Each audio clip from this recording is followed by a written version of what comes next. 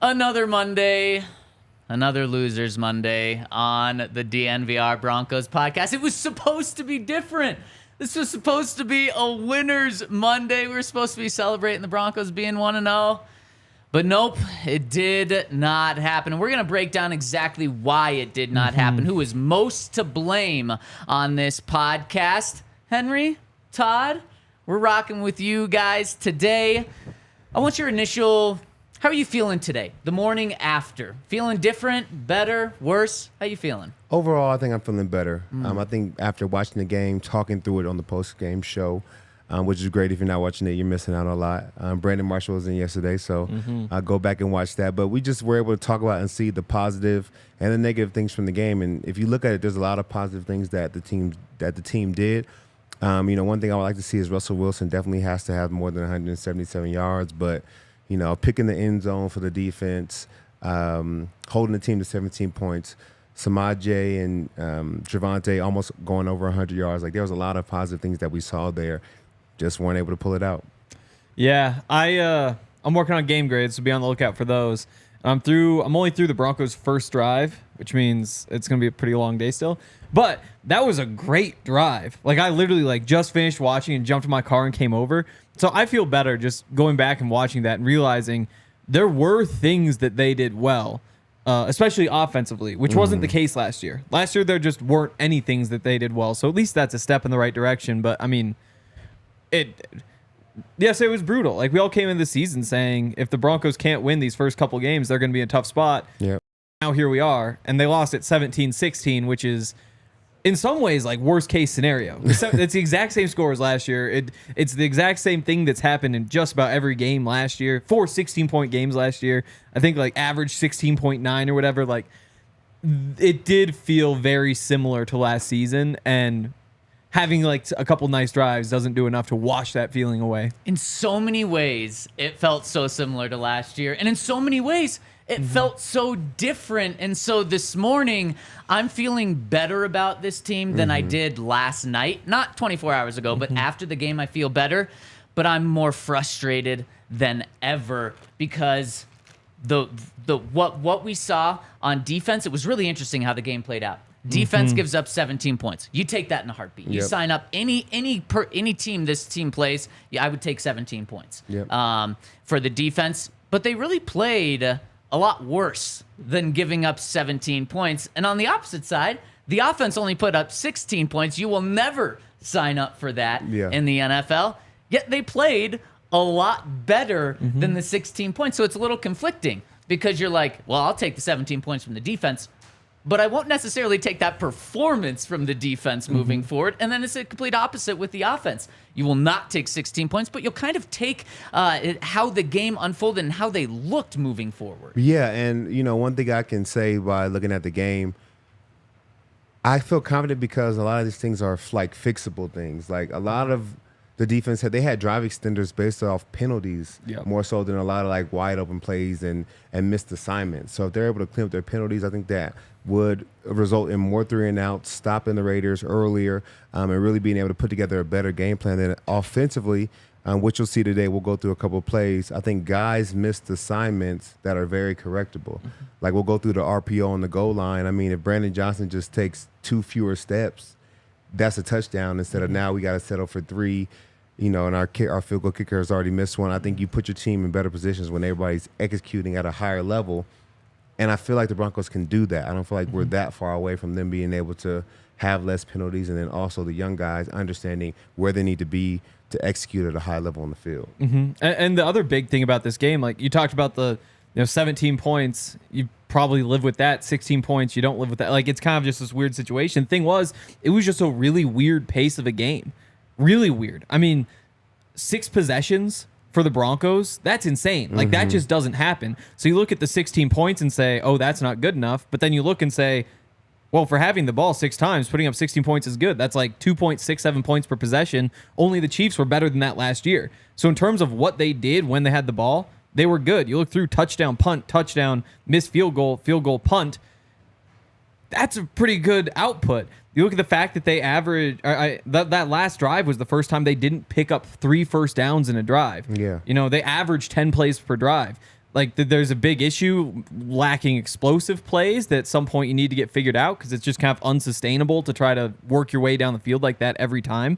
But the big thing to me is that they just blew it at the end. When the teams get so few possessions, it's going to be a close game. Like, it's just so hard to separate when you only get those 6 possessions. And the fact that the last time the offense had the ball, they went 3 and out. Worst possession by far. That's just brutal. And then the defense couldn't get the stop to give the ball back, and that's how you lose the game.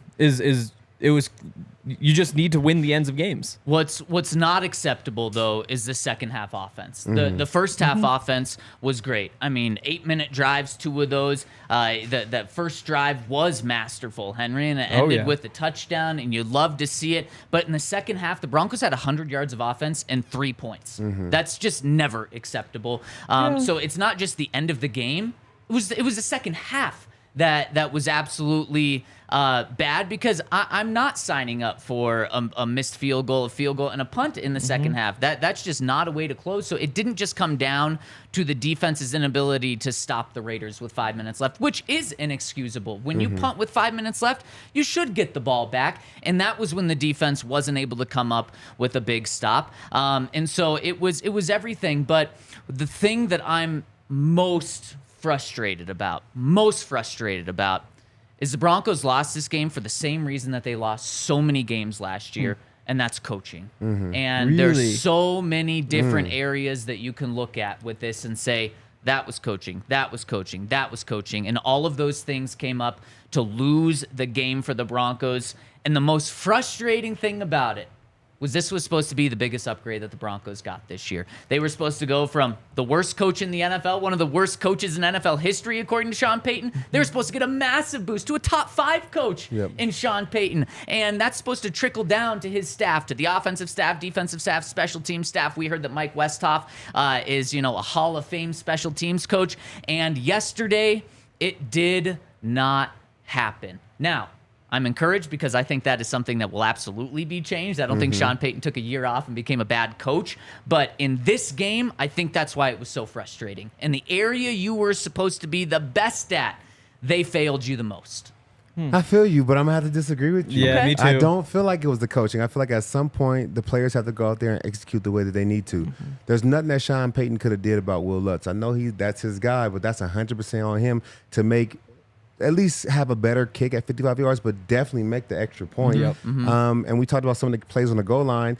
If you make the 55-yarder and then also Brandon Johnson runs the correct route with right spacing, now we're talking about 10 points in the second half versus 3, And then also, I do not like the 3 and out when it really counted. I think that, you need to make those plays to extend that drive and put something together at the end of the game. That's when you win or lose football games.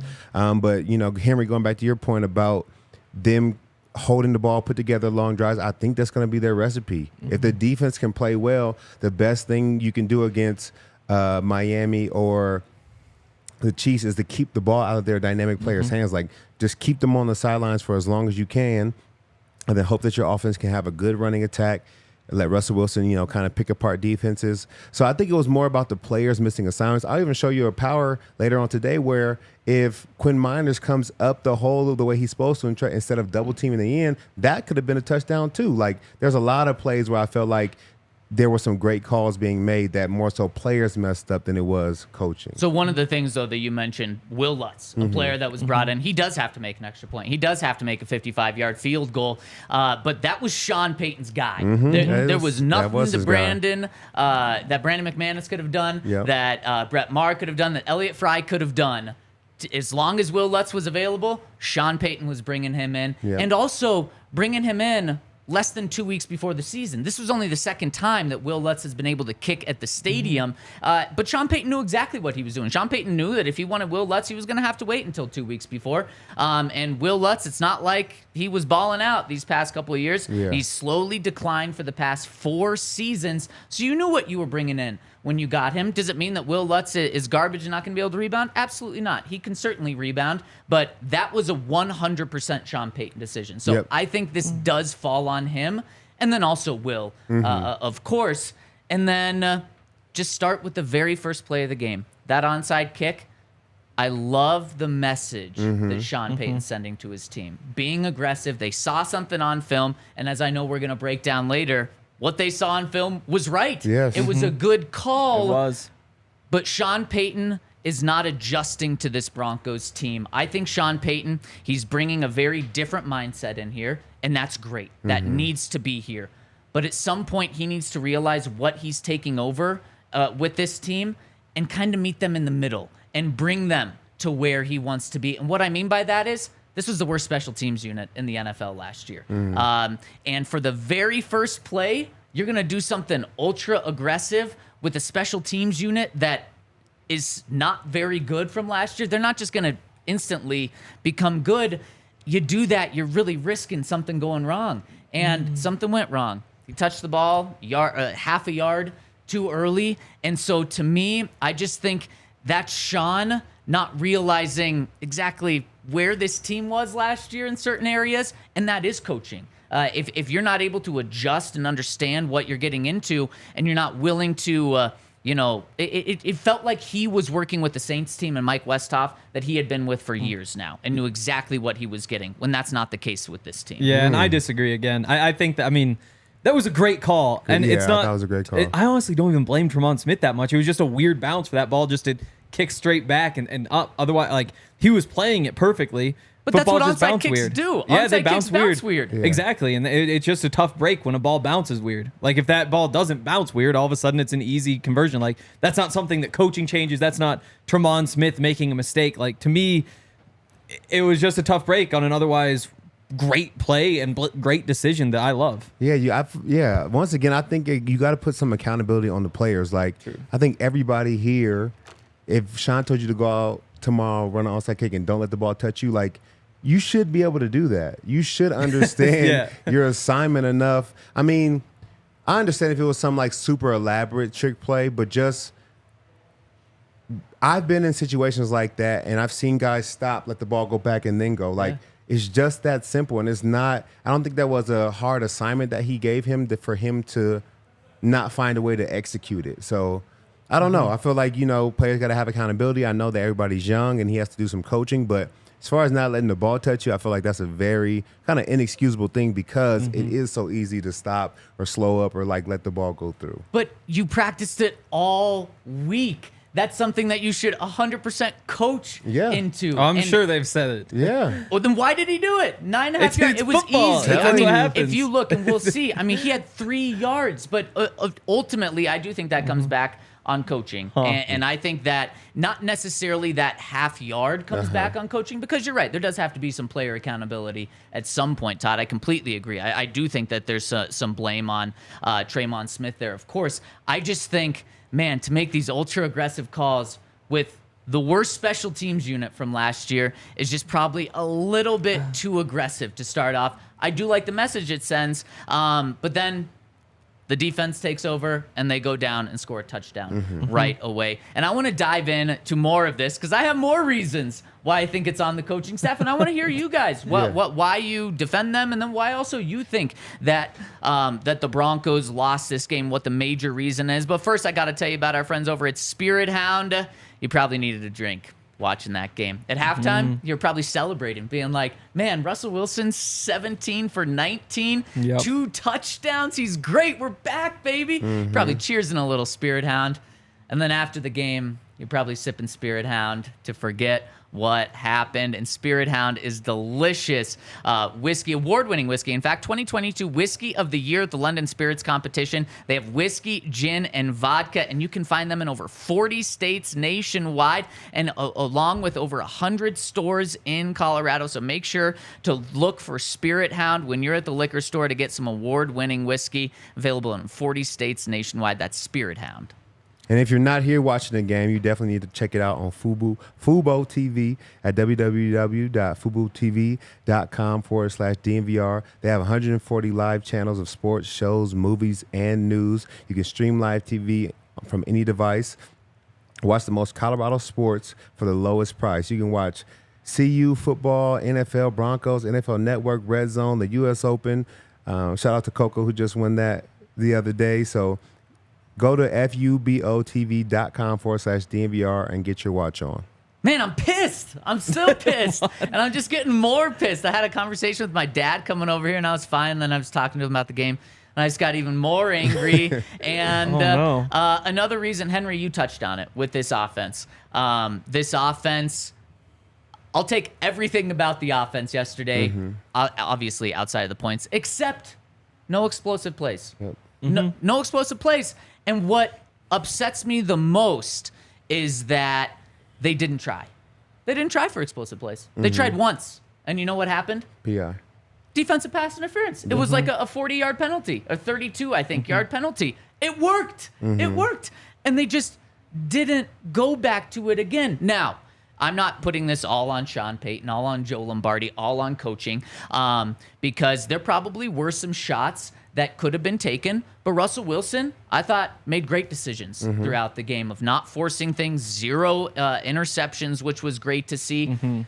But I don't think they really tried that much to have explosive plays in here. Like I said, they really only threw one deep pass.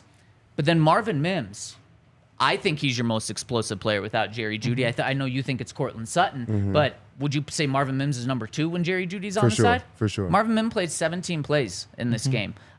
Just was not really on the field to even have that explosive threat to even go with Cortland Sutton. So I just don't think they tried. And that's the most frustrating thing to me about this lack of explosive plays is they didn't even try. Yeah. I mean, we talked about it early on, and we knew that they were going to be very vanilla and try to get Russ, his confidence back up and really allow him to get the ball in his hands quick. We saw a lot of quick game. We saw a lot of different personnel, whether it was 12 personnel, 13 personnel, 20, 21 personnel. So they were doing a lot to keep the defense guessing. But like you said, there were no deep shots. There were no over the top trying to take people's heads off. And I think it's because we're missing Jerry Jeudy. I think they're trying to wait until he gets back in there to really have those explosive plays.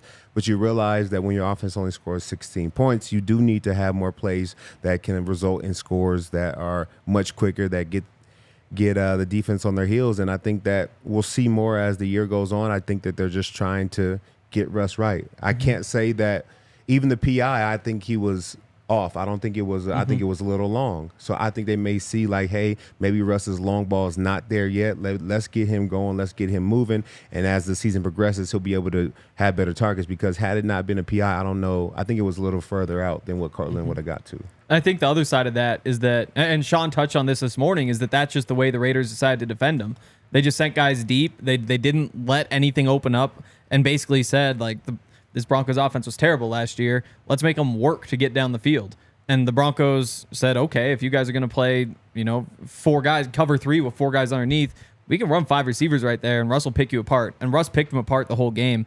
And again, the offense worked. Like, I know you brought up that second half, but still 39 yards per possession in the second half, including that 7-yard drive at the end. That's easily the best in the NFL if you just look at last year. Like, to me, at some point, you got to find some explosive plays, but mostly because what you did yesterday isn't sustainable. Not because it didn't work, but because it isn't sustainable. I think, again, like you look at what they do on a play-to-play, drive-to-drive basis, things went pretty well.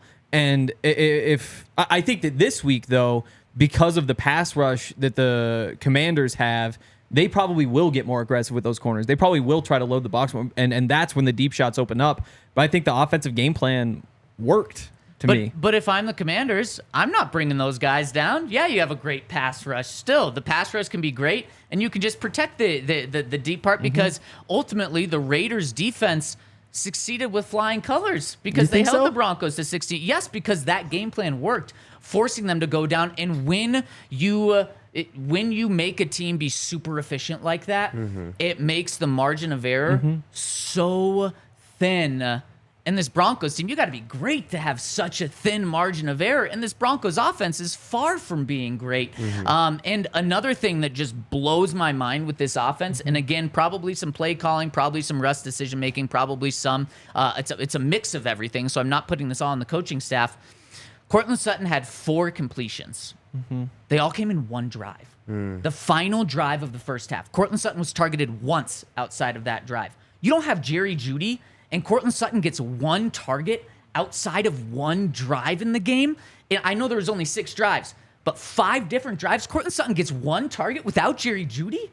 How does that happen? Like, as a coaching staff, how are you not designing plays for Courtland Sutton? And I'm not even saying those have to be deep balls. I'm saying they can be screens to him. Get him involved somehow. He is by far your most dynamic, especially when Greg Dulcich leaves in the first half. He's by far your most dynamic receiver on the field if you're not going to put Marvin Mims out there. So, to me, those were just 2 very head-scratching things. You didn't have explosive plays because you didn't get Courtland Sutton involved and because you didn't get Marvin Mims involved. And those are 2 coaching things to me. So it's like, you didn't have explosive plays. Yes, because the defense wasn't giving you stuff.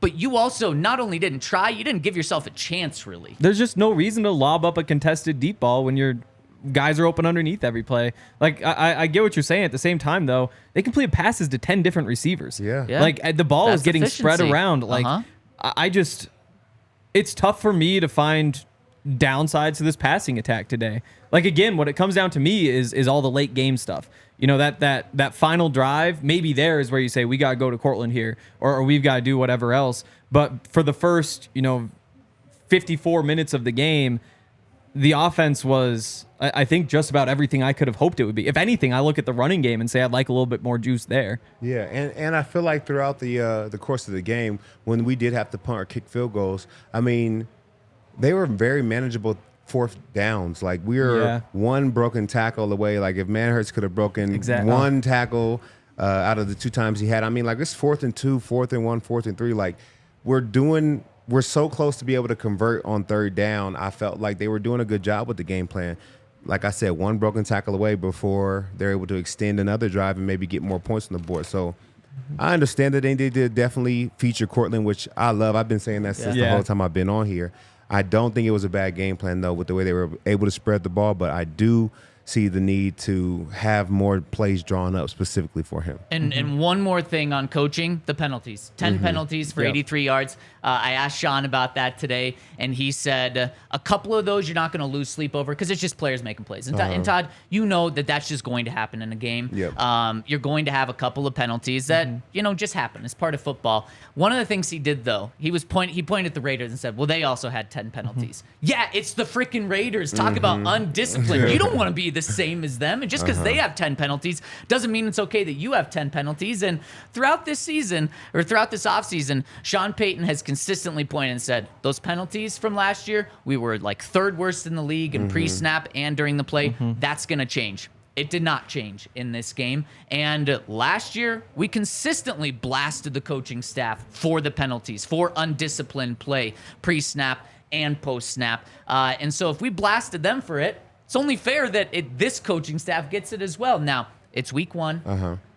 Sean Payton has, got his foot in the door. He hasn't fully embraced his culture. He hasn't got all of his guys in here. So, again, I think I'm so frustrated because it was supposed to be different, but I still think all of this will be different, whether it's next week, I'm not quite sure about, or whether it's next year. So I'm frustrated because I know the coaching can be better, and I know it will be better.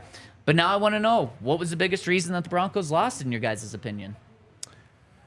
I would say definitely the biggest reason, I had to say 2. I would say the kicking game, and then I would say, I'm going to put it on the defense, not being able to find a stop towards the end of the game. Then they got the ball back with about 5 minutes on the clock. I think you have to find a way to stop the team, the opposing offense. I think that's just, it's key. I mean, we talk about it, the 4-minute drill. They need to keep the ball in bounds. They need to be able to run the clock out. So They got to find a way to stop them. Well, and on top of that, Todd, I think you can take it one step further. The last drive is something that everyone's going to look at, but you talk about not being able to get off the field.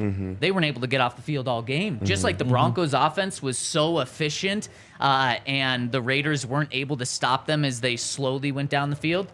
That was the exact same thing on the other side. That's why the Raiders only had 6 possessions as well, and they were able to milk out the clock. Just a weird pace of a game. It was, but it's because the defense wasn't able to get off the field. And I believe it was Kareem Jackson was asked what went wrong with the defense, and I think he was the one that, or Justin, one of those guys, pointed to third down. And now the Broncos weren't awful on third down. I think the Raiders were like 5 of 13, 5 of 11, the exact same as the Broncos. But it's that stat when you look at it, just the inability to get off the field, and the Raiders just sustained drives all game long.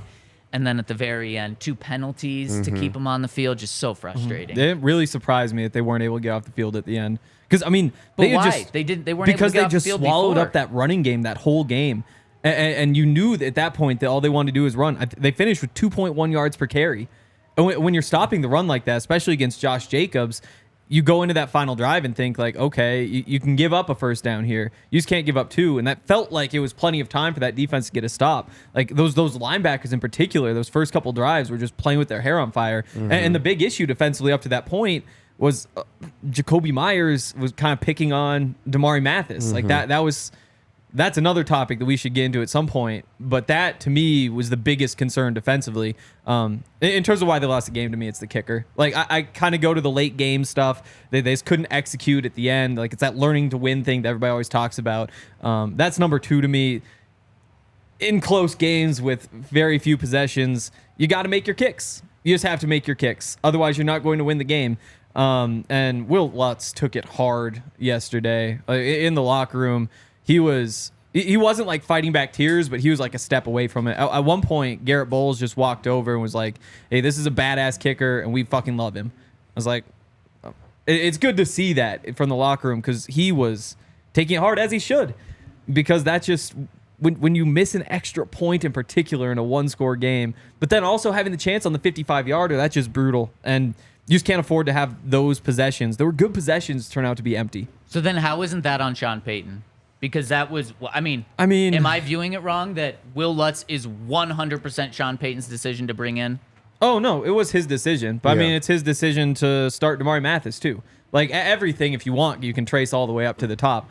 To me, though, you're an NFL kicker. You've got to be able to make an extra point. And you know, getting rid of Brandon McManus is another conversation, but there's also, I mean, Brett Maher was 1 of 3 on 50-plus yard field goals yesterday. How was Brandon McManus yesterday? He was good. And he again, was 5 for 5. that's why, he didn't miss a kick. You had the opportunity to keep him, and they decided not to. But again, to me, it's on the kicker if you don't make your extra points and lose by 1.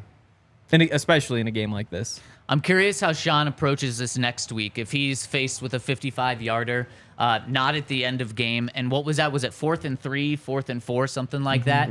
If he instead goes for it. And that will be interesting to see because I know that Sean, and he talked about it yesterday, has not lost any faith in Wil Lutz, and you shouldn't lose faith in someone after 1 game, especially after, you know, it wasn't a good game, but it wasn't awful, especially after you just traded for him. You can't lose confidence in him, but I'm curious what his actions will say to that. To be honest, I think he's going to let him kick it again. I think he's going to want to build his confidence, and we saw it even in the preseason with Jerry Jeudy. Jerry Jeudy ran a route, he dropped it. Very next play, we're going right back to Jerry, and he scores a touchdown. Like, you got to be able to get your players' confidence back up because it's a long season. We're going to need Lutz for the entirety of the year. So I say he'll let him at least try it again the very next time. Yeah, I think you have to because if you're going to go through the season, I'm willing to kick those field goals.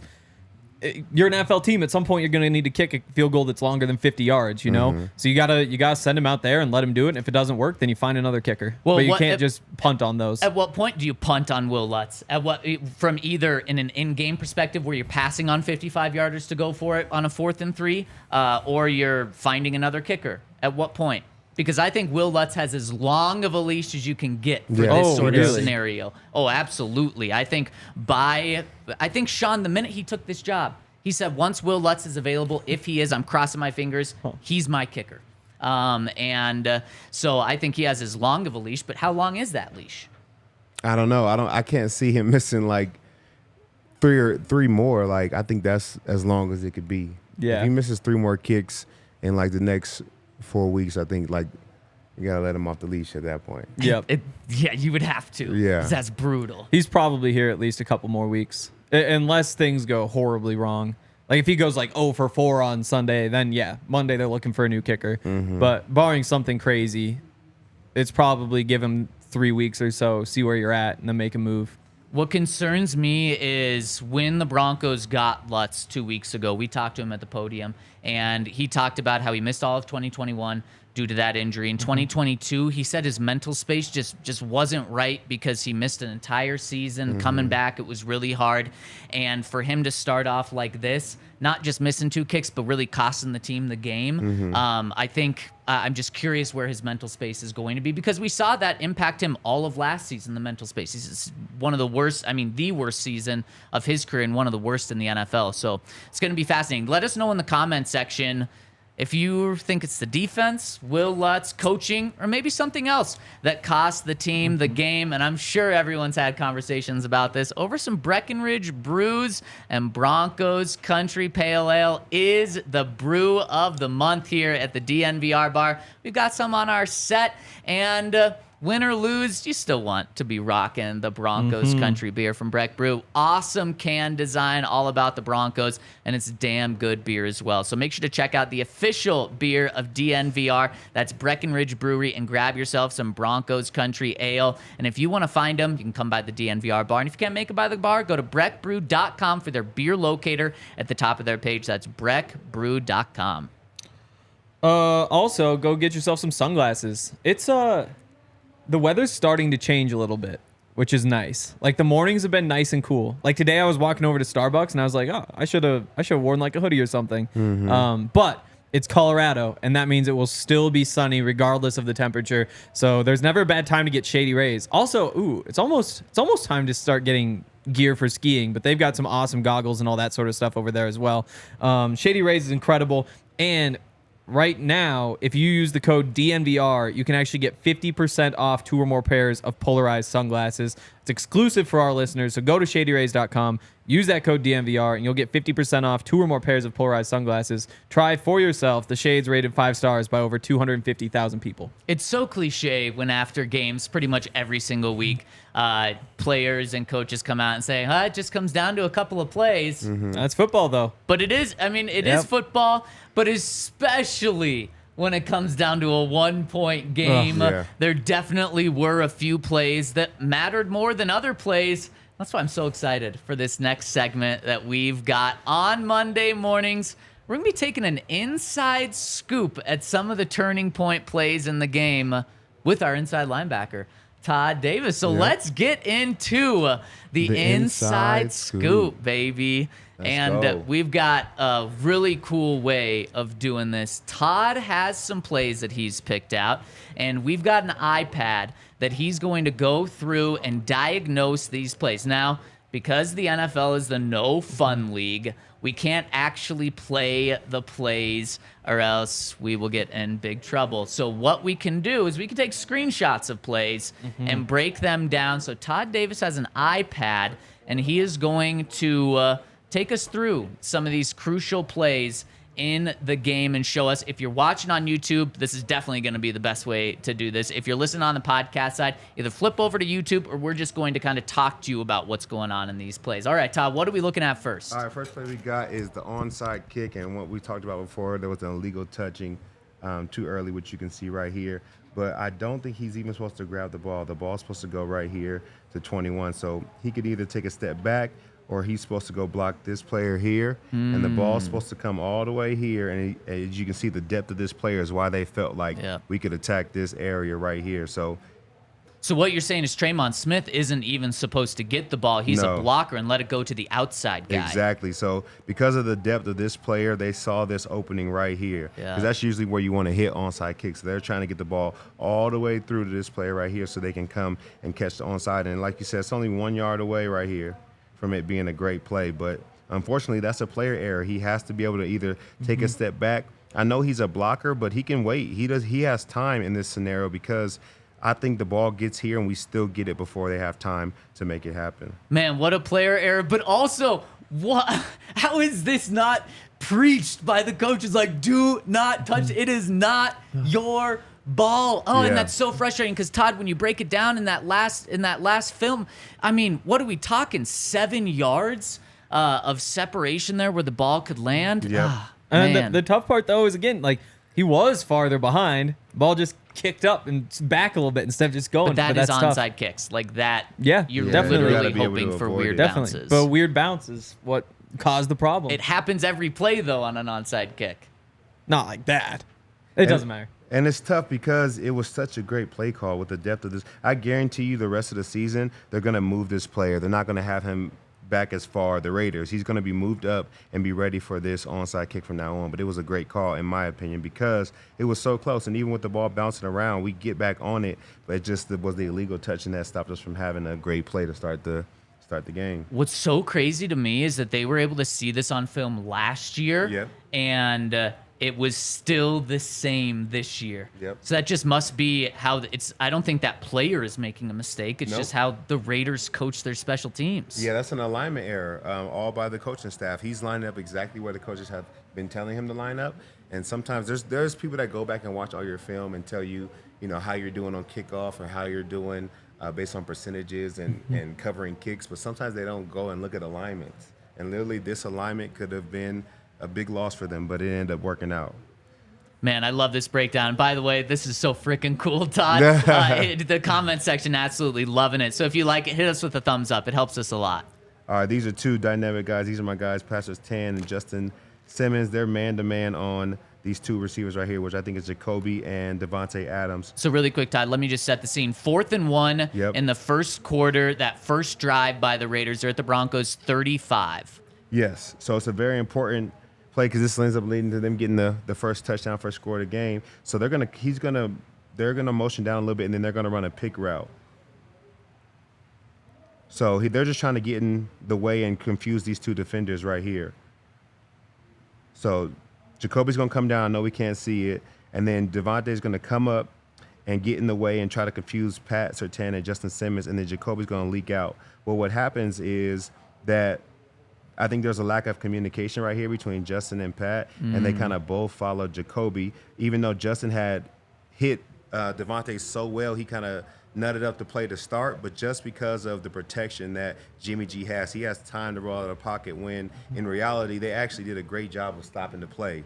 Then over time, I think Devontae gets lost in the shuffle of everybody moving. Everybody's going to the sideline as they see Jimmy G, and he kind of just leaks back a little bit and finds this opening as everybody ran to the sideline because Jacoby is the number one target on that.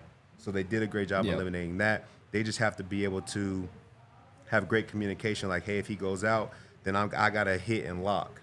I got to hit and stay on that guy so that when he leaks, I can stay in coverage and then we can have them both covered up. And it seems like on the boundary that'd typically be Pat's responsibility to drop back because you have Justin up there, and typically, like, if it's more like a cover 3 build, Justin's probably responsible for the flat with Pat over the top. Now Pat has to come down because otherwise that's open there. In this specific play, I think they're playing man to man. Okay. I think they're mano a mano. Everybody is lined up. He's is here true. for the QB sneak or the dive. I think everybody's manned up. We're man here, we're man here. Everybody's manned up. So it's on these two players to say, we used to call it tango, like me and you, like us two.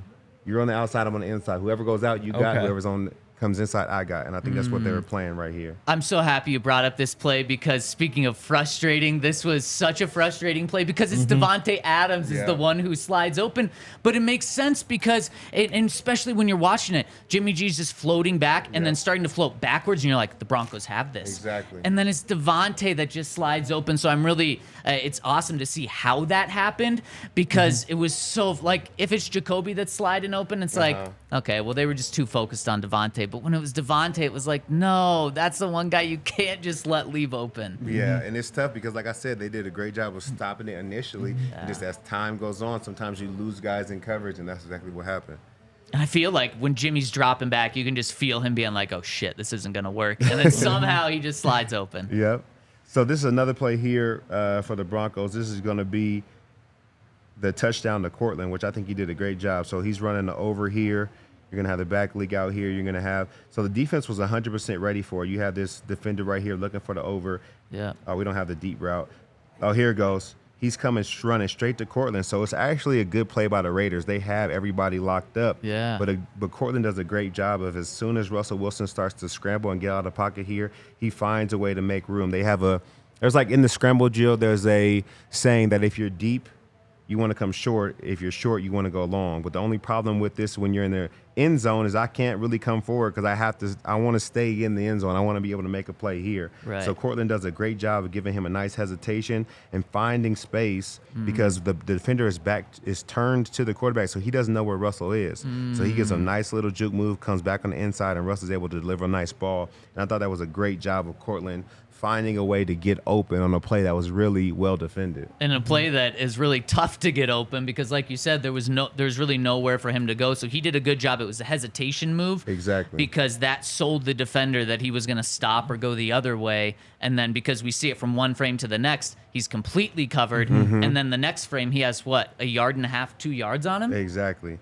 Yeah, that's exactly what happened. So that's just being a veteran by Cortland. I think that he just – used his ability to shake and get open and made a veteran play and was able to get a big touchdown for us because if you look at it, everybody's covered. There's nowhere really to go with this football if Cortland doesn't make that, that nice move to get open. Man, such a great breakdown there.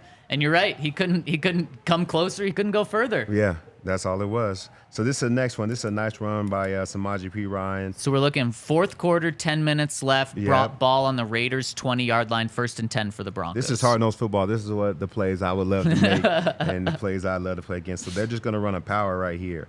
So then they're going to have Quinn Miners block.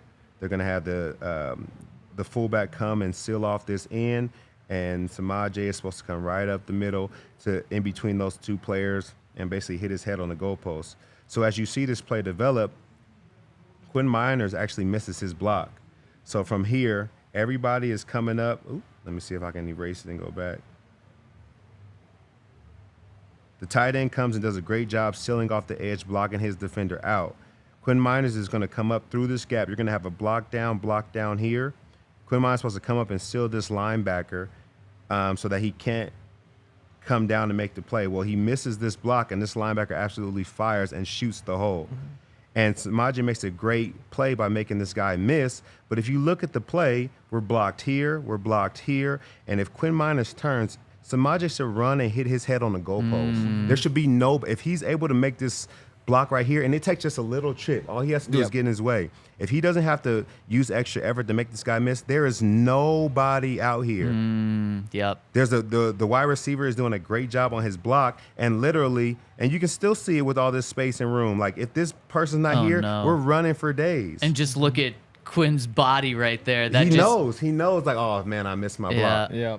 So that's why I say, like, we talk about coaching, but sometimes this is a simple player mistake. And it's not like a horrible, not a horrible play, but it is a play that is costly because it could have led to a touchdown. Right, you know what I'm saying? This would have been like a third, what yard line we on? We're talking about a 20-yard touchdown run. That's a big play.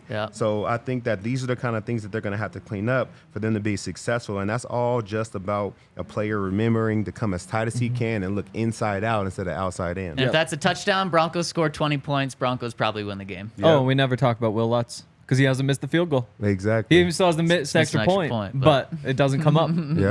Yep. All right, this is the last play. This is 2nd and goal. That eventually leads to another Bronco kick, which should have been a touchdown. Right up here, we're running an RPO. Russ is running an RPO, so you're going to have Samaje P. Ryan, who is running a dive, and they could decide to hand it off or they could pass the ball. And who's this wide receiver? Brandon Johnson. Oh, okay. So they run the RPO. He's reading this linebacker right here. And if you see him, he's waiting, but he's taking two steps in. So he's like, okay, I'm going to hit the RPO right here, and we're going to score a touchdown. Well, the problem on this play is Brandon Johnson comes too far inside on his route. What they want him to do is they want him to stay outside and have a 2-on-1 on this safety. You're going to have the tight end to the flat, or you're going to have Brandon Johnson sitting right here. And now the corner's going to have to make a decision. Do I take this tight end, right, or do I take Brandon? So if he's sitting right here, it's going to be a quick pass, and he'll fall in the end zone. If the corner's on him, then we're going to throw it to the tight end, then he'll run in the end zone. Yeah. It should be an easy play. But what he does is he comes too far inside, which allows the linebacker to recover, to get back out there. And now this is, we lost 4 points just off of the ability to sit down early and not float inside.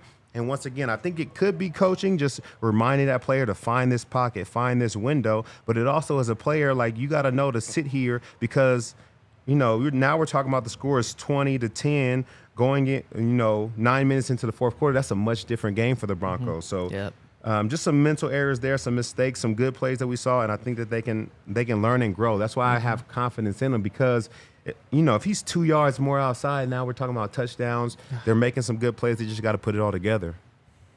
Man, Todd, incredible breakdown. And those were, you talked about it pretty much every single play of those. If the Broncos execute better on the plays that didn't work out, Broncos probably win that game. And so literally this game, more than other games, did boil down to just a few plays, and you broke it down perfectly. And the good news is I think these are all things that can be fixed, as you showed us. Yeah, and it didn't feel like anything was really drastic, but it boils down to points. And at the end of the day, I feel like they're all fixable. That's why I feel like it didn't feel as bad as last year, and I think that the play calling was actually on point, even though there weren't explosive plays. The power was called at the right time against that right personnel. That run RPO was called at the right time on the goal line. Like, they made some great plays. Now guys just got to execute. They took what the defense gave them just about every time. Exactly. And they were so close. Like, the offense was so much better than last season. It just resulted in the same thing. Yep. They did. 17 points allowed, 16 points scored. And Todd, there's one more coaching decision that I want to ask you about, and I think you're the expert on this, and I already know Hank and I disagree about this, and I want your opinion after I tell you about our friends over at DraftKings Sportsbook. Now's the time to get in on the action. Todd, did you get in on the action this weekend? I did, but I had the Broncos winning, so I don't know if I wanted new money. You can save yourself tonight. Bills, Jets, and what's going to be, I think, an awesome game. I'm looking so forward to it. Jets, a slight underdog at home. If you want to get in on the action, go to DraftKings Sportsbook, download the app, use the code DNVR when you sign up, and if you use the code DNVR when you sign up, place a $5 bet on any NFL game, and you're going to get $200 in bonus bets instantly. That means you bet a $5 bet on tonight's game. They're going to give you $200 in bonus bets, which you can use tonight. You can use it on Thursday Night Football. You can use it on college football on Saturday or the Broncos Commanders game this coming Sunday. That's code DNVR over at DraftKings Sportsbook. So head to the App Store now, download the top-rated DraftKings Sportsbook app now, and use that code DNVR to get $200 in bonus bets instantly for betting $5. That's code DNVR over at DraftKings Sportsbook. If you have a gambling problem, call 1-800-GAMBLER or visit www.1800gambler.net. In New York, call 877-8-HOPE-NEW York or text HOPE-NY 467369. In Connecticut, help is available for problem gambling. Call 888-789-7777 or visit ccpg.org. Please play responsibly. On behalf of Boot Hill Casino and Resort in Kansas, 21 plus, age varies by jurisdiction, void in Ontario. See dkng.com/football for eligibility, terms and responsibility, gambling resources. Bonus bets expire 7 days after issuance. Eligibility and restrictions apply. And also, you know what? When you're pulling that up, why don't we hop into our DraftKings Sportsbook pick of the week right now? And I feel bad about this one, but I just think it's the best bet of the week this week, which is the DraftKings Sportsbook pick of the week. That's kind of the point of it. I'm not betting against the Broncos. That's not the way I'm going here. Oh, really? I'm betting against my wife's CSU Rams. That's the a line good call. for the showdown is only 21 points. At least that's what it was before the Broncos game yesterday. They're going to cover that in the first half, CU. So I'm taking CU and the 21. This is going to be like 50-10, 55-13. This is the type of game we're looking at. CU has covered the spread in both their games so far, and they're going to easily do it this game. Yeah, I don't see CSU being a problem for them. No. Sorry to all the Rams Nation out there, but I don't think it's going to be even a chance. It's going to be like they're playing Montana. It'll be. Wow. It should be a big Montana win for would them. kick ass against, I guess not this year against the Bucks. Last year they would kick both those teams' ass. No, yeah, they would definitely get their ass kicked by They wouldn't get their CU ass this kicked. year. They wouldn't win. I don't think they'd win. They wouldn't cover a 30-point spread. What's the spread for freaking Colorado State? It doesn't matter. I'm going to the Rockies game tonight. Oh, and I'm sorry. No, there's good news. Oh. Kyle Freeland is pitching. So the old good. the general betting advice for the Rockies is that if Kyle Freeland isn't pitching, you bet on the other team, and if Kyle Freeland is pitching, then you don't bet at all. But for me, Doesn't sound like a pick of the week. no. But they're plus 150, and I'm going, so I might as well cheer on the Rockies. How many more times am I going to lose money on them this season? This might be the last time, honestly. So I'm going to take advantage. We're going to pull for the upset, playing the Cubs, who I don't like, but not for any good reason. So plus 150, Rockies to win. Kyle Freeland's going to have a great night. I love it. I love it. Todd, what are you rolling with? I think it's going to be a lot of great games all around the league, but I do feel like this Chiefs-Jags game is going to be tough. I would take the Jags in that one. I feel like that's not a bad pick. The Chiefs might be on like a little bit of a losing streak. Kelsey, I don't think he's going to be back healthy yet. Still missing Chris Jones. I'm taking the money line on the Jags. What is the line in that game? That is, Who's favored? The Chiefs are probably favored because Yeah, they're the it's plus Chiefs. 120 to take the Jags. Man, wow. that is wild. The Jags, Calvin Ridley. Yep. Man, what a steal the It would Jags be- got for I him. should have taken that Exactly. one. My goodness, he looked good. All Also, right, my there's- Colts pretty close in that game. They were competitive. They were. Yeah, Anthony Richardson. Looks good. Kind of fun. Also kind of crazy. All three rookie quarterbacks lost. All 5 new head coaches lost. So that's Yeah. half of the losses in the league. That- More than half now because tonight there's another game. It's not. That shouldn't be a surprise, No. taken at face value. But it just was supposed to be so much better for the Broncos was. because, Sean Payton's a new coach, but he's anything but a new coach, you know? Ugh, man. And if you look at his record in first games, he started to a hot start when he got to New Orleans. He averaged like 28 points a game as a head coach for his offense. And then all these things were rolling. It felt good. Yeah. They didn't get to happen, though. But, man, at least it wasn't the Cowboys and Giants last night. Yeah. Embarrassing for the Giants. That Holy was cow. that was another one. I did not do well betting this week, first of all, but that was the one that to me was the killer because I would have just taken the Cowboys. I placed my Cowboys Super Bowl bet. I know I'm crazy, but I'm all in on the Cowboys this year. To not take that because it was pretty close to even money. 2.5. Yeah, that was the one after. I was right about that one. I just didn't make my money. Yep. Dang. Yep. Ugh. Okay, we got to get into this predicament, but I think we got one more thing to talk to the people about. Oh, we do. It's our friends over. I forgot again because I I gave got you so 10 distracted. minutes to get there. You did. Of Volo.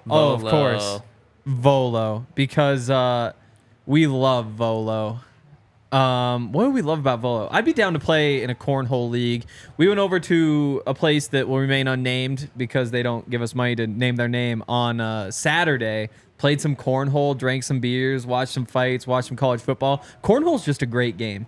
I think the world needs more of it. I think that's just the perfect, because anybody can play it. If it's your first time playing, you can still go out there and you're not going to be great, but you can do just fine. You spend all your time playing. It is just so competitive. It's so perfect. I think that is a great game, and I think we need a cornhole team at DNVR to play through Volo. I love it. Yeah, I'm kind of hooked at the moment. I think tailgate season also kind of gets me in the mood for that. But Volo is awesome. They raise a whole bunch of money. They make it so that kids can play sports for free, which is a really great thing to do.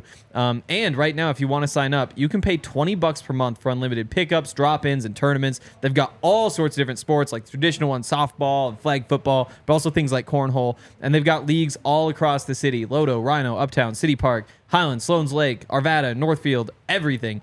So get your Volo Pass, start playing, and if you use the code DNVR10, you'll get $10 off at www.volosports.com/Denver. Okay, one more thing before we get into this question that I have for Todd. Yahir wants to be mean to me, so let's pull up our AFC West standings here. Oh, Zach. Great. I'm 0 for 3 this week. Henry and Todd, you're not much better. 1 and 2. That's better, though. That's and better. That looks Ryan way and better. Alexis, 2 and 1. Maybe tomorrow or Wednesday we'll dive into to these games, but what's just so sad, really, is you watch the Broncos offense and you're like, they took so many steps, 16 points.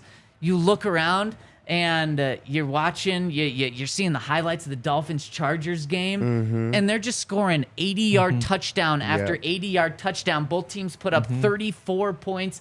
Dolphins top them with 36 points. Tua's throwing for 450 yards. Tyreek Hill has more receiving yards than Jimmy G and Russell Wilson had passing yards. It's just like such a different game. But the Dolphins went into Los Angeles and beat the Chargers. Chargers found a way to lose. They charged. Yeah, they certainly I tried did. to give them a benefit of doubt, didn't I? I tried. Yeah, to pick 'em. you did. Never again. Never I did the same thing. again. And somehow the Raiders are freaking one game ahead of every team in the AFC West. And that's Crazy. kind of the good news to me. Yeah. Is that maybe we should be concerned about the Raiders. I'm still not concerned about the Raiders. To me, it's going to come down to probably the Chiefs winning the division. I haven't said something like that in a while, but start doing your thing in the comments, I guess. But that's why you haven't lost any ground on the Chiefs. You haven't lost any ground on the Chargers. And while I think the most likely path to the playoffs is still the wild card, you look at the division first, and they're still in it in the division, which, I mean, it's also after week 1. So Right. Of course you're in it. It is a good thing is that there's only one team with a win in your division. The thing that sucks about it is, of course, that was your easiest division game this And season. yeah, it was True. supposed to be the worst team in the division. True. And I can't say that they looked horrible. They didn't look all out of place. I mean, I thought with all the stuff going on with Chandler Jones, Jimmy G just coming over, he actually looked like pretty on point, which sucks to say. Yeah. So that definitely, I think that was the easiest game to win. So Yeah. we'll just have to find a way to win the other ones. Yeah, And one of the things that Sean said about the pass rush, because he got asked about it last night, got asked about it again, and he's spoken about it in kind of a weird way. He hasn't said like, yeah, we just need to be better. It's more, we have different options. Like, we wanted to stop the run. This is what he said last night. And so they were great at stopping the run. And because of that, they probably had that defensive line just focused so much on not giving anything up. The fact that, and he's brought this up a couple times, that Jimmy gets the ball out so quick, that offense gets the ball out so quick. Even if you have a great pass rush, it probably doesn't come into play all that often. Now, last night, there were some plays that got extended. And so I think that it was obviously wrong. But they locked in so much on not only playing the run well, but also keeping a lot of guys in coverage, because that's the other piece of the Jimmy Garoppolo thing, is that he has a couple bad throws a game. And those bad throws come when you have guys in coverage that he just doesn't see. And usually that happens a couple times a game. I guess there was the one when Alex tipped the ball to Kareem, but you would think dropping that many guys in coverage, I would have expected another pick from him. Well, and one of the crazy things, the Broncos, I believe, had the third highest blitz percentage in the league up till tonight's Monday night game. I think they brought pressure on 41% of the snaps. They had by far the lowest pressure rate in the NFL. So Sean said it came down to two things: bringing more people or just beating one-on-ones more. And it wasn't an issue of bringing people, because by that 41% blitz rate, they were bringing people. So what Sean said without saying it was, we need to win our one-on-ones. And the Broncos pass rush was disappointing.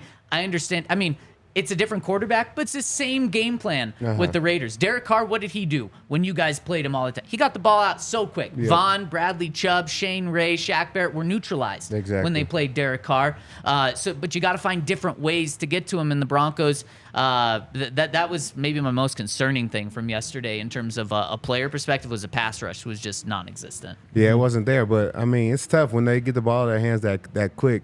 I think rush and coverage have to work together. So coverage has to do a good job of stopping plays. And even that play that we went through today, they did a great job of stopping it initially. It's just over time, the line was sliding that way, and there was no way for people to get around the edge to get to Jimmy G. But that is something we need to do more of. And I told you guys they were going to pressure. I mean, I talked about it. Area 51, I said you're going to see some safety blitzes, corner blitzes. They're going to try and stop the run. And I think that they did stop the run. It's just... And it's like, it's not even like he threw for 300 yards. No. He literally had 200 yards, like 200 yards and 2.1 yards a carry on the ground. Like, we're taking that. Todd, I feel your frustration in your voice right there. It's just, oh, man. They did so many things right. And you mentioned in Area 51 that the safety corner blitzes coming from the side were going to happen. That happened multiple times to success. That's how Caden got hurt. And unfortunately, one of those was Caden. That wasn't my hurt. fault, though. No, it was not you. And unfortunately, we found out today that Caden Stearns, it's being reported by Ian Rappaport that he tore his patellar tendon. My God. He's out for the season. Sean hasn't confirmed it yet. He's getting an MRI, but I would bet on Ian Rappaport being right on that. So unfortunate. This was supposed to be Caden Stearns' breakout season, and he can't even get through the first full game. I feel awful for him. I mean, I don't know if they showed it on TV, but 10 seconds after he was down, when trainers were running over to him, he took his helmet off and just threw it. He knew. He was so upset as he was leaving the cart, slamming his hand on the cart. He knew that it was season ending, and I just feel awful for him. Yeah, that's tough. That's a tough injury. Like you said, this was supposed to be his season. Everybody's excited for him to play. He was finally named like co-starter. He was about to do some big things. So that sucks, man. Get healthy, just rehab, and try to come back as strong as you can. Yep. And now you need Kareem and Justin to stay healthy. It would have been nice to have all three, because then you get to do all the fun things that we've been excited about during the offseason. But now you're a little bit thin. Like, you've got PJ Locke there, who actually played incredibly well when he was on the field last year. Like, I think by PFF was like their second best defender. He just wasn't out there much, and so you force a game-winning fumble. I think he had a pick too. Like, that helps. So it's tough. Luckily, they had a spare starter there, and you just have to hope that they stay healthy. Greg Dulcich too. Yep. Also MRI today. Yep, for a hamstring injury, and we know Greg has dealt with hamstring injuries many times over the past year, so it's so unfortunate. He talked about that was the number one thing he did this offseason, was focus on making sure his hamstring didn't get hurt, and he pulls himself out midway through the game because it tweaked again. So really unfortunate, and that was one of the reasons why Sean Payton pointed to a lack of explosive plays. No Jerry Jeudy, no Greg Dulcich. Well, you know what? You're going to have to figure out explosive plays somehow, because you're not going to have Greg Dulcich for a while. I think Jerry Jeudy's going to play this coming week, but even then, Jerry Jeudy sometimes misses games, so you're going to have to figure out a way to find explosive plays without Greg Dulcich. Yep. Okay, we got the inside scoop with you earlier, Todd. Yep. Now I need the inside scoop on Drew Sanders. This is, I think, another area where I question the coaching. Drew Sanders played 0 snaps on defense yesterday, and Henry in the comment section was already saying how he thinks it was the right decision. That's to not what I play would have him. done. I think Drew Sanders needs to be on the field throughout the game at some point. What do you think? I don't know if there's a need right now. I think the things that we've talked about are safeties or corners. You know, Damari had a pretty tough game, and I think that it's only going to get tougher, because when you playing with another corner who's all world, I mean, they're just not going to throw to him as much as they can. So he'll have a lot of opportunities to get better and make plays. But as far as linebackers, I didn't see anything glaring to where I really felt like he needed to be on the field. We needed more of a pass rush. He's not really a pass rush guy. He's there to stop the run and cover. There weren't any big plays by tight ends. There weren't any really big runs, 2.1 yards to carry. I don't see a need for him right now. Maybe eventually we can get him in there, get him warmed up. But as for right now, I think his specific position wasn't a position of concern. But see, it's not taking or replacing Alex Singleton or Josie Jewell for me. That's not what You think Drew you can play Sanders all is. three, though? Drew Sanders, you want to play all three safeties. I think you can play him, because Drew Sanders is that athletic. And I disagree with you a little bit, Todd. I think he's that chess piece playmaker on defense, specifically when it comes to the pass rush. And when the Broncos need that pass rush, I think you put him on there. And I think that he's not a replacement for Caden Stearns. By no means am I saying that. But when Caden Stearns left, I think that was an opportunity where you could have used Drew Sanders on the field. Again, I'm not saying he should have played 80% of the snaps, but I think he should be in there a couple of plays. And Vance talked about it in the preseason. He said we have certain plays and packages for Drew Sanders to be on the field, and we just didn't see it at all. I think he's that playmaker that the defense needs, specifically when the pass rush isn't getting there. You know, maybe he's just a young guy. I don't think I've seen enough to really say that he needs or has to be out there. It's going to make a big difference when he's out there.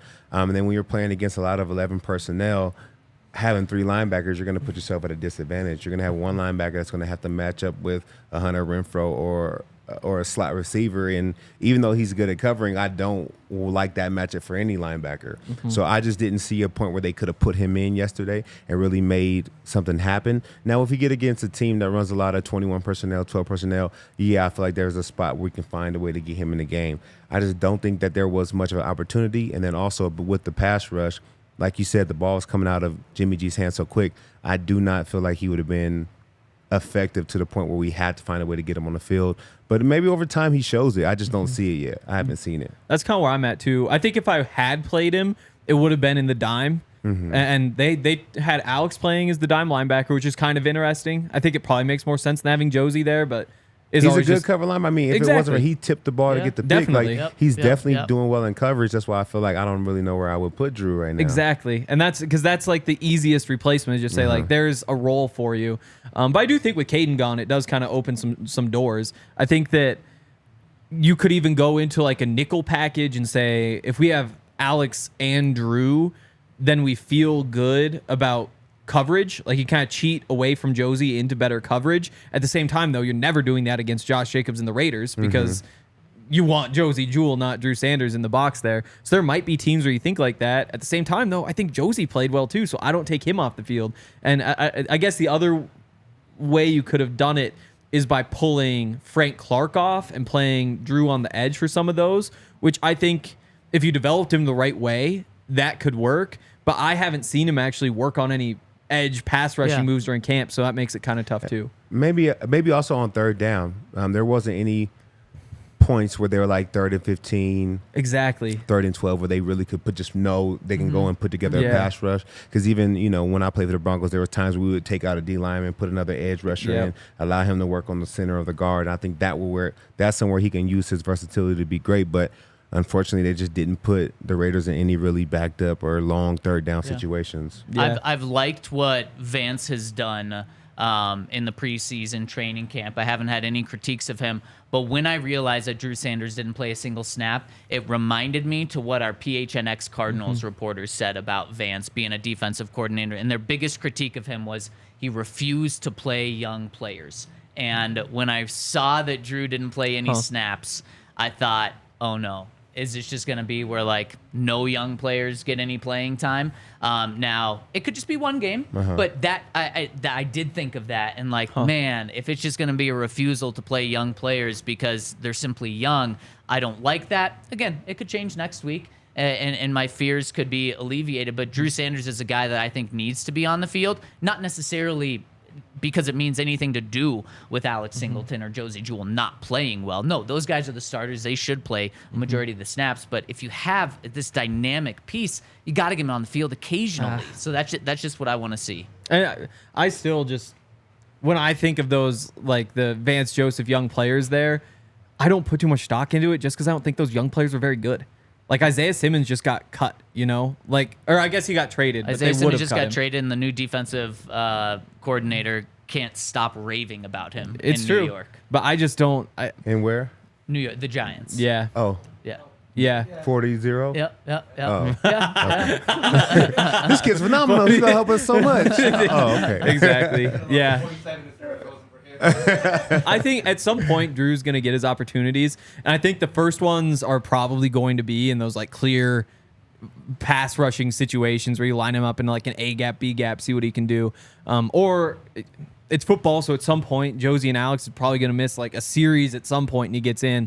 And I hope that when he does get his chance, good call, that he looks good, and that's when he can really force their hand and say like, okay, we got to find a way. But right now, you've got Alex.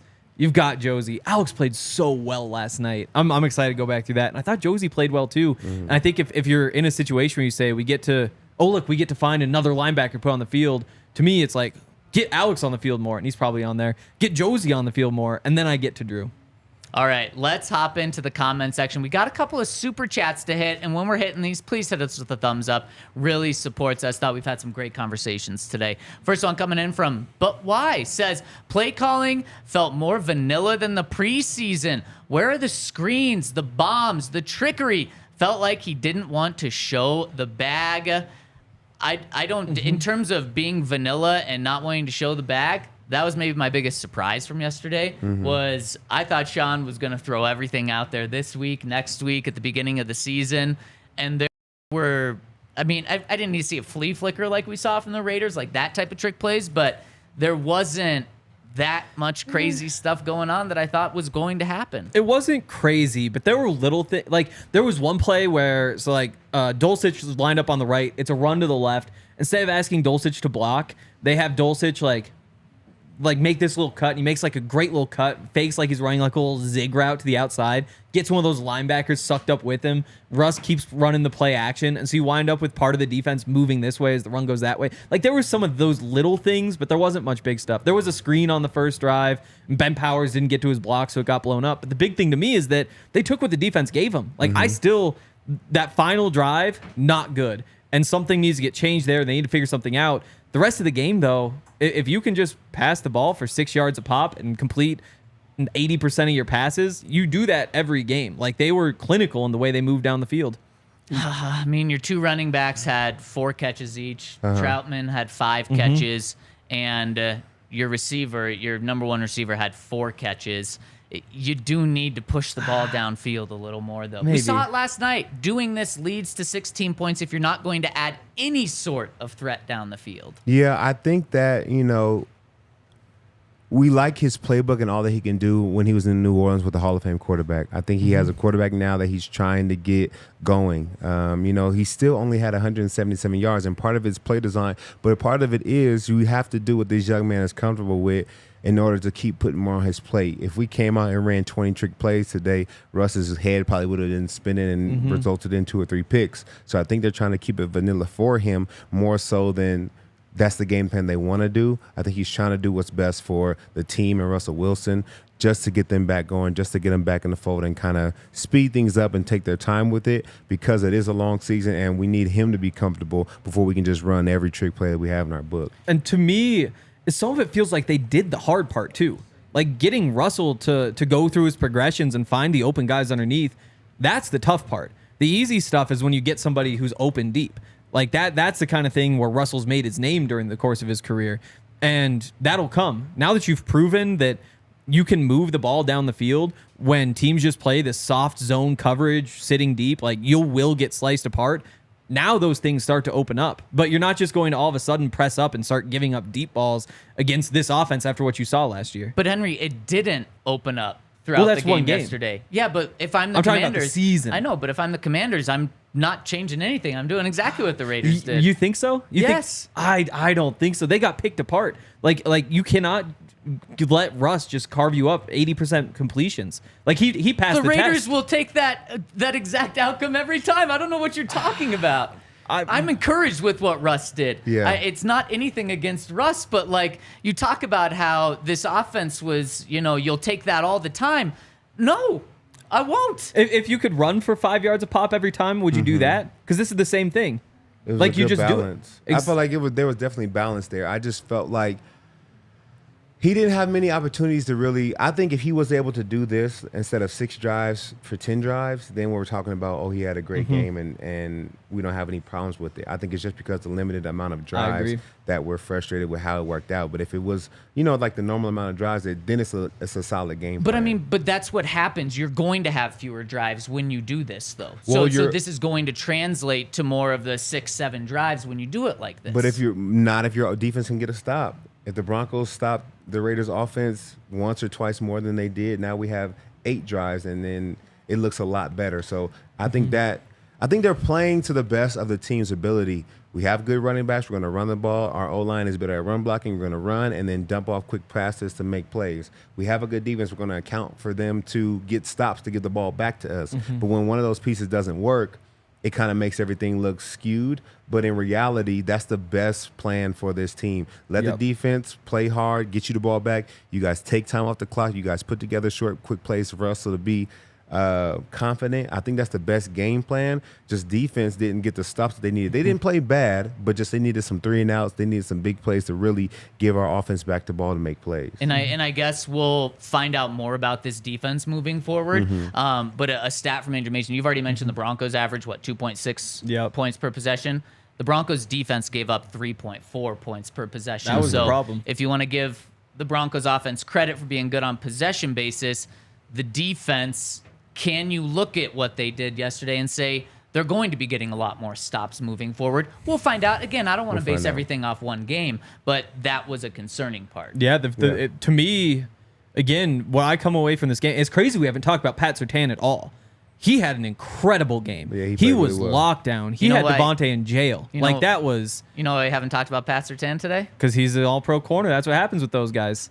Because we'll be talking with him Come on. all day On Tuesday. tomorrow. Wait, what kind of Tuesday? Tuesday. PS Tuesday. PS yeah, Tuesday yes, tomorrow, yes. so you're gonna want to stay tuned. But then Because we're gonna be breaking down how amazing Pat was all day. But Damari, like he's the reason the defense struggled. And I hate saying it. And we saw this last year. He showed up, got thrown in because Ronald Darby got hurt and had a couple tough performances. Second half of that game, he struggled. Next week, he starts, he struggled, and was good the rest of the season. So you hope he bounces back. But to me, that was the flaw in the defense. And that's why you couldn't just have Pat trail Devontae and just play man on Devontae all game, because then you're leaving Damari manned up on Jacoby Myers all game. And we saw how that kind of played out. To me, that was the big storyline defensively, is that Damari just couldn't hold up there. And again, it's one game, it's 1 week, it's one matchup. Jacoby Myers is a good receiver, but you want him to be able to handle those sub-Pro Bowl type players, and he needs to find something next week. And I disagree. I think Pat should have been on Devontae Adams even more. I think he was on him 20-ish snaps. He should have just followed him the entire But that's game. probably just the man coverage. Like, because it felt like he was lined up across from most of the time. When he wasn't, it was like he was in the slot, and it was like his zone coverage. So you can't really do that. When you can't just go. I would personally design the game so Pat's on him all the time. You just have to Outside of run one or two some plays. zone coverage. Yeah, and he played so well yesterday. I would even go the extent of not even having Justin over there. Like, whatever happens with Yep. Pat, let him Yep. go one-on-one. Yep. We'll live with the result.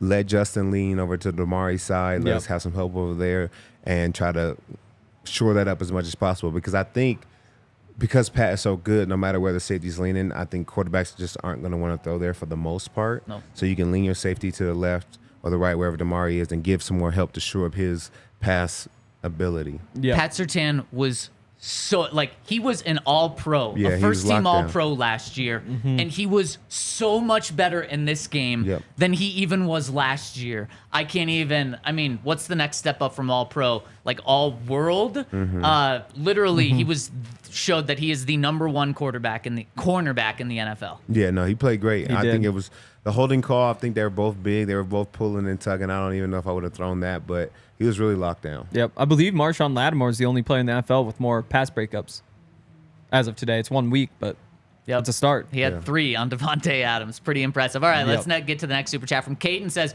Russ looks sharp for only having 6 drives. We had 4 scoring opportunities, and Russ made 2 great improv touchdowns. Fans need to take a breath, and that's something that I certainly haven't talked about. I'm very, very, very encouraged by Russell Wilson, and Definitely. that ultimately is why I said 12 hours later, I'm feeling a lot better about this offense, is because of how Russ looked. Yeah, he looked good. He didn't look like last year. It didn't feel like all hope was lost or we didn't have an offense or, having 1 3-0. I know it came at the worst time it possibly could. Like, that's a Yeah. really good game. And I know that last year we probably had all 3-and-outs and 1 good drive. So things have changed, and I'm happy with that. 10 plays per drive. Yeah, that's a Like, lot. that's more obviously best in the league last year, but I think the Broncos were at like 5.4 or something for last year. The fact that they were able to control the game in the way that they did, it's definitely a big step in the right direction. Tough part is it's just tough to dig your way out of 0-1 with that loss. Yeah. Yep. Danny says, how do you guys feel the running game was? Thanks for the great show, and go MSU #Bobcats. Yeah, how about South Dakota State? How about what they did? I love the way that Javonte and Samaje ran the ball. I mean, you love the way Javonte runs the ball. Samaje is just the Yep. exact same type of runner. I think the issue was they didn't run it enough. And I was shocked at halftime, the split on pass to run. And then at the end of the game, the split on pass to run was not very close, especially for it being a close game. At the end of the games last year, we look back and say, well, the Broncos threw 3 more times than they ran the ball. And it's like, yeah, because they were down for 45 minutes of the game. They kind of had to. But this game, they weren't. They were in it the entire time. Yeah, Russ had 34 dropbacks to only 22 rushing attempts. I would like to see even more balance there. Broncos ran the ball for about 4.5 yards per carry between Javonte and Samaje. Yeah, they looked good, and they really turned nothing into something with a lot of those runs. So, them being able to make 1 yard loss into a 10-yard gain, that's a big deal for them. And I think that if we can just get a couple more good blocks by our O-line, I think our O-line did good overall, but just a couple more key sell-off blocks, man, these backs are going to be great. So I look forward to them getting more and more opportunities. I do think it's going to be a 50-50 split between the two backs for the time being. Yep. But I think it's good. It keeps them both fresh. That's tough on defenders when you're trying to tackle a fresh body every single play. So it'll be good. They wound up a little pass heavy because it was like about 60% passing plays. Would have ranked about 12th in the NFL last year. So just like for context, they were more pass happy than average, but not by a crazy margin. I think part of that's because so much of those was short passes. Like you kind of had that short game going. You didn't feel like you needed more short, consistent gains. You were getting those. What you needed was explosives. And so what you need is to call those passing plays and hope that somebody botches the coverage and you get somebody open deep. It just never really happened. Well, you can't have them if you don't try. Yeah, but you can't just be throwing up contested passes. Like if those guys are covered downfield, there's just nothing you can do. Like you take the open play, you open man. Put Marvin Mims on the field to have those. This is something we're just going to keep going back and forth on. But do we have a Raiders fan with a super chat? Is this Raider Prophet chiming in? Says Jimmy G shook off those hits, no fear in his eyes. Concerned third and Renfro had no targets. I don't care about Hunter Renfro at all. Thanks for the super chat. We don't really need to break down the Raiders. I am surprised by that Renfro had 0 targets. That's wild. It is. I didn't even think of him last game. Like it legitimately was just Damari and Jacoby Myers. Like DeAndre Carter had 1 target, caught it 5 yards. There you go. I forgot about that. Zamir White, running back, 1 catch, 5 yards. Austin Hooper had 1 catch, went for 20 yards. Josh Jacobs had 2 catches, went for 23 yards. They've got Devontae Adams, 6 catches, 66. Jacoby Myers, 9 for 81. Like, there was nothing basically outside of those 2 receivers. And, Devontae having 66 yards, you love that. I mean, he had 90 a game last year. You love that. And you didn't have to spend that many resources on him to hold him to that. So it's the fact that Jacoby Myers, like defensively, that was the reason to me that they didn't win this game. Man, and I just wonder what would have happened if they kept Pat on Devontae all game, because I absolutely sign up for Devontae going for 66 yards, but he had 4 catches for 44 or 4 catches for 55 yards when Pat wasn't on him. If you eliminate those, what's the game look like? It's interesting. All right, are we done with super chats? Okay, let's get to a couple of these comments on the website because I want to hit them, and we'll try to hit as many as we can in a few minutes. DK says, what a strange game. I feel like I have more questions than answers. Russ looked improved, but only threw for 177 yards and just 52 in the second half. The defense only gave up 17 points, but I don't think they forced a single 3 and out, and it never felt like they had control at any point. With only 13 total drives in the entire game, do we just chalk that up to as an anomaly, or is there cause for concern? This is the first time since 2000 the Broncos have only had 6 possessions, so it's not something that's going to happen often. And I mean, it's incredibly fluky that it did. Like, first of all, you need 2 teams who play that style of football. Like the Raiders, how many times did they bring in an extra offensive lineman? It felt like a third of the snaps. They had that number 77 in there as an extra lineman. So they obviously just want to run with Josh Jacobs. The Broncos, the way the game went, everything deep covered up. You just pick them apart underneath. That lines up. Then you start to throw in the third down penalties. Those were happening. The free first down the Broncos got when they got the running into the kicker call. Like there were so many of those that just extended the drives on top of it as well. That it did turn out to be a really fluky game. But Sean Payton said after the game, there's so many different ways these games can go. It's not just about learning how to win games. It's about learning how to win each particular type of game. And this is a weird type of game where if you get the ball with 6.5 minutes left, just because of how much time both teams are chewing, you should probably understand this might be the last time you get the ball. Like, you can't go 3 and out here, and you're definitely not getting like 3 possessions like you might in another game. Mile High Sign says, hey guys, I definitely think we're going to beat Washington next week, and hopefully we can figure it out. All shout out to Captain Todd Davis for bringing Brandon Marshall on the show. That was pretty epic. Sorry for the long post. Thank you guys. Go Broncos. Man, Todd, you guys killed it yesterday with the pregame, the postgame. It was awesome. Yeah, I had a great time. It's always fun to bring my boys on, and Brandon's definitely one of my boys. It was his birthday yesterday, so if you hadn't shouted him out and wished him a birthday, please go do so now. We also had No Sean Moreno and Monty Ball on the pre-game show. So I'm definitely bringing my friends through. I have some more guys that are going to come on later show. So make sure you check us out. Maybe I'll start bringing some of my friends too. Yeah. A couple casual football fans. Yeah, here says no, not happening. Onion Bronco says, oh, wow, got rid of the booty. Maybe after the last comment. It says, what flavor ice cream would you use to describe our defensive game plan yesterday? What say we get Drew Sanders on the field? Love, Onion Bronco. Well, we've already talked about Drew Sanders. How would you describe the game plan on defense yesterday, Todd? As far as like an ice cream Yeah, flavor? Might be ice cream onion flavor. Ooh, that's pretty bad. I would say like pistachio. It's not everybody's cup of tea, but it's not bad. You know what I'm saying? I think it's like that. I like that. Yeah, I would maybe go with something like extra brownie, where it's like, it takes a long time to eat, gets the job done. But yeah, maybe not some people's cup of tea. I'll go with vanilla bean. I think that's what it is, because that's like a really strong vanilla flavor. To me, that just like there's all the vanilla is just like the assets they threw at the running game. It's like we are shutting that down, but it was pretty bland behind it. Yeah.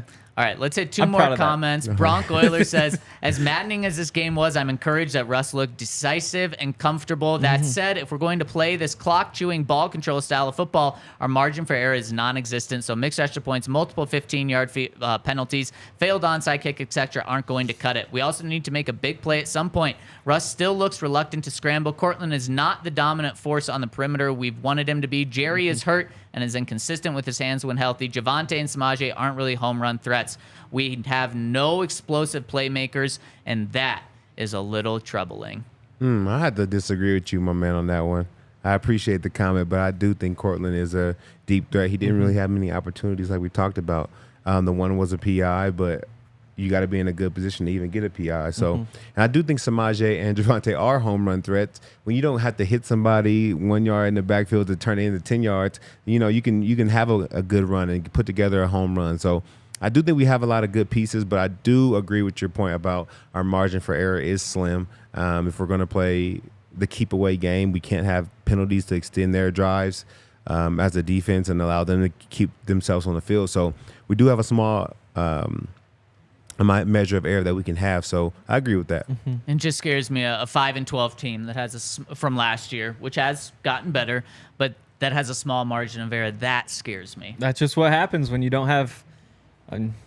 If they had one more player on offense, everything would totally open up. Like if you had a George Kittle, Travis Kelce, and all of a sudden the defense has to lock in on him, that would open so much up. If you have a Devontae Adams, who you just have to like pay attention to regardless, running backs are tougher, but like it does feel like if they just had that one more explosive piece, it would just open everything up. But until then, things are just going to be kind of hard to produce. And last comment from Zen Broncos says, my boys, I had to wait a little bit before I was able to comment logically on this post. With that being said, watching this game, I definitely felt Russ was doing better. He had 2 touchdowns when there was plenty last year where he didn't have any. It seems like other than the pick that our defense didn't want to get the Raiders offense off the field. We need to get pressure on the other team. There was no reason we should have not had any sacks as much as we have invested in our pass rushers. Also, we need to get out of kicker purgatory. People are talking about Brandon McManus, but he averaged about a missed field goal and extra point a game last year. I know a lot of people loved him as a person, but he had to become he talks about Brandon and how he was an issue off the field. And he says, I will hate to see Todd the Great leave, but I hate seeing my Broncos lose as well. But with that, wait, what? What did I miss here? I know a lot of people loved Brandon McManus as a person, but he had become too confrontational, and it showed by how many times he missed, and he acted when he didn't get his way with the coaches. Unless Todd knows something we don't, it seemed like he didn't have to worry about what happened because they were not going to cut him. I know I would hate to see Todd the Great leave, but I hate seeing my Broncos lose as well. But with that being said, we might need you to pull the pads on again and crack some more skulls. Leave the podcast and join the Broncos. I see, said JK. You guys are doing an awesome job, and I'm loving the surprise guests such as Pat Surtain and Brandon Marshall. Happy birthday, by the way. Sorry for the long rant, but I still do have hope, and I'm just more upset because of who we lost to. Keep up the good work, everyone, and most importantly, go Broncos. Yeah. One thing from that, mentioning the assets that they've put into the edge rushers, they're like 18th in spending for edge rushers. it feels like it's so much because you have Randy Gregory who makes whatever $14 million a year. You've brought in Frank Clark late. He's like $7 million. You spend a second round pick on Nick Bonito, but like, I mean, just about everybody has a first or second round pick for an edge rusher on their rookie contract right now. The thing is, people just spend so much. Like, I think they screwed up not keeping Von Miller, and I'm just going to keep going back to that until the day I die or he retires. Well, and I think Hopefully he retires first. When it comes to edge rushing, I don't think anyone is saying that the Broncos should have a top 5 edge rushing in the NFL. I certainly don't expect that, but they're spending about average on that unit, and so I think people want to see average. And I am concerned with this group, not from yesterday, just from where they are. And we're gonna see in the next coming days, or next few weeks, because it is tough to rush a team when they get the ball out so quick. But we're gonna see if Sam Howell kind of takes that approach this week. And it felt like Bonito wasn't out there much, but that could either be because he wasn't out there because he just didn't really have much of an impact. But that's something I'm watching for, because that could be at least you have more guys that you could say, Frank Clark didn't quite get it done. Let's give Bonito more run. Or let's give, at some point, Baron Browning more run. So I'm not ready to give up on it because there's so many different guys we've been talking about all offseason. But the combination, whatever happened last night, didn't work. I think it's always like, we're always trying to figure out what could be best for the team and what guys to put in. But the coaching staff is with them every single day. So who they put out there is literally the best they feel like we have. Yep. Like, it's rare that you have a guy sitting on the bench who's better than the guy in the game. Like, they're literally trying to put their best foot forward. So we could definitely go through the depth chart, but I think it's going to take the starters figuring it out. Training camp darlings, especially a wide receiver. Fans would always get so upset. Why isn't Jordan Taylor out there? He's making plays at training camp left and right. You think the coaches are saying, no, we're going to cut him. Even though he's really good and can help our team, we're going to cut him. Typically, the coaching staff knows who the best guys are, Todd. It's a good point. Did you see River Craycraft yesterday? Yeah, got a touchdown. Yeah, he did. And he was playing a lot, too. They didn't credit him with the start, but he was basically their slot receiver. Wound up with a touchdown, 40 yards receiving. Man, when you have Jalen Waddle and Tyreek Hill next to you, you probably do get open a decent amount. Yeah, it's true.